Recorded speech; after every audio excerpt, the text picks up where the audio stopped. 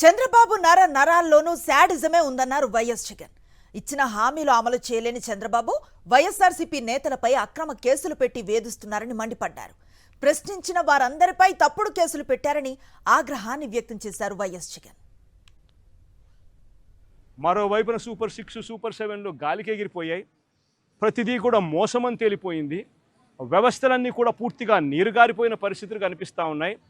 ఏ మనిషి కూడా సంతోషంగా లేని పరిస్థితిలో చంద్రబాబు ప్రభుత్వంలో కనిపిస్తూ ఉంటే ఈ మనుషుల తరపున, ఈ ప్రజల తరపున ఏ గొంతు వినపడకూడదు అని చెప్పి ఏకంగా ఈ పెద్ద మనిషి పెన్నెల్లి రామకృష్ణారెడ్డిని జైల్లో పడేసినాడు. ఈయన 4 సార్లు ఎమ్మెల్యే. దళిత మాజీ ఎంపీ నందిగాం సురేష్ను 190 రోజులు జైల్లో పెట్టినాడు. ఈయన దళిత మాజీ ఎంపీ. మాజీ మంత్రి జోగి రమేష్ కొడుకును రాజీవ్ అనేవాడిని ఆయనను జైల్లో పెట్టినాడు కేసులు పెట్టి. వల్లభనేని వంశీని ఒక కేసు అయిపోయిన తర్వాత మరో ఒక కేసు చిత్రహింసలు పెడుతూ జైల్లో పెట్టారు ఈ పెద్ద మనిషి.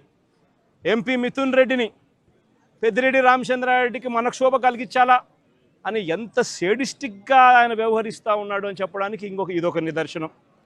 మరొకరు చెవిరెడ్డి భాస్కర్ రెడ్డి. పాపం చెవిరెడ్డి భాస్కర్ రెడ్డి ఏం తప్పు చేసినాడో నాకైతే తెలియదు. కేవలం ఆయన చంద్రగిరి కాన్స్టిట్యున్సీకి ఎమ్మెల్యే కావడం, ఈ చంద్రగిరి నియోజకవర్గం ఆయన చేతుల్లో నుంచి వెళ్ళిపోయింది అని, ఈ చంద్రగిరి అనే నియోజకవర్గం ఆయన సొంత ఊరుంది కాబట్టి అక్కడ ప్రజలు చంద్రబాబు నాయుడు ఓడించినారు అని బాధ తట్టుకోలేక భాస్కర్ను వేధించి జైల్లో పెట్టించే కార్యక్రమాలు చేస్తూ ఉన్నాడు. చివరికి భాస్కర్ ఒకడే కాదంట, భాస్కర్ కొడుకు మొన్న కంటెస్ట్ చేసినాడు. పాపం లండన్ నుంచి వచ్చినాడు పాపం ఆ పిల్లోడు కూడా మొన్న కంటెస్ట్ చేసినాడు. ఆ పిల్లోని కూడా కేసులో పెట్టినారు. కొడాలి నానిని, పేర్ని నాని భార్యను కూడా చివరికి అని కూడా చూడకుండా ఆమెను కూడా కేసులో పెట్టాలని చిత్రహింసలే. అనిల్ కుమార్ యాదవ్ దొంగ కేసుల్లో ఇరికిచ్చాలని చెప్పి ఏకంగా ప్రయత్నం చేస్తే ఆ కేసులో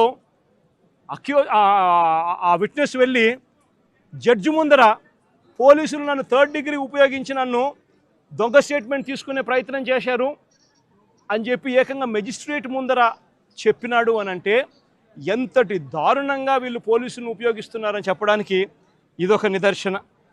జోగి రమేష్ మరో బీసీ నాయకుడు, సజ్జల రామకృష్ణారెడ్డి మా పార్టీలో మరో సీనియర్ నాయకుడు, ఆయన కొడుకును కూడా వదలడంలా, ఆయన కొడుకును కూడా భార్గవరెడ్డి అనే ఆ పిల్లని కూడా వేధించే కార్యక్రమే.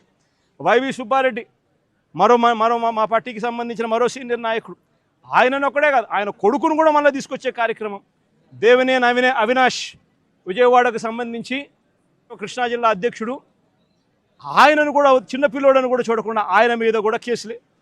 తలసిల రఘురాం, అంబటి రాంబాబు, అంబటి మురళి, విడుదల రజని, దళిత ఎమ్మెల్యే చంద్రశేఖర్, బూచేపల్లె శివప్రసాద్, ఉషశ్రీ చరణ్, తోపదుర్తి ప్రకాష్ రెడ్డి, మాజీ ఎంపీ గోరంట్ల మాధవ్, మేరుగ నాగార్జున్, దాడిశెట్టి రాజా, అబ్బాయి చౌదరి, సుధీర్, సత్తెనపల్లె మన తరఫున పోటీ చేయబోతా ఉన్న క్యాండిడేట్, లేళ్ల అప్పిరెడ్డి, గోపిరెడ్డి శ్రీనివాసరెడ్డి, సిదిరి అప్పలరాజు, మరో బీసీ మంత్రి ఉప్పాల రాము, మన ZP chairman Uppala Harika husband, Mondithoka Arun మన పార్టీకి సంబంధించిన ఎమ్మెల్సీ దళితుడు.